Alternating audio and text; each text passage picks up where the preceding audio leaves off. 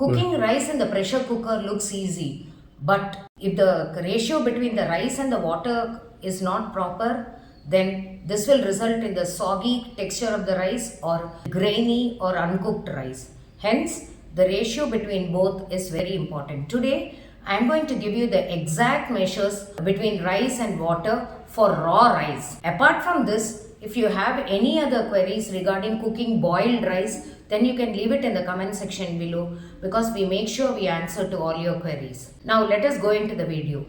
Raw rice is the rice which is available in the market, which is less than 6 months older.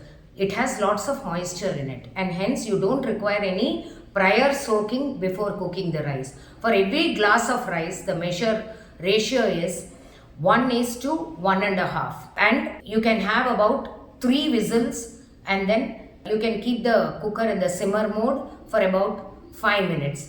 This will give you good grainy texture. Next, the older rice is of 2 types, between 6 and 8 months old, and the second one is older than 8 months to 1 year. Let us take the 6 to 8 months old.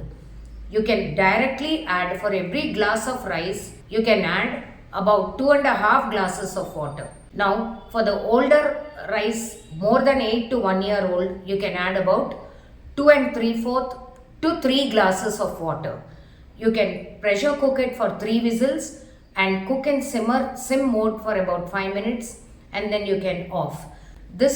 The result would be a good texture and nicely cooked rice. Thank you.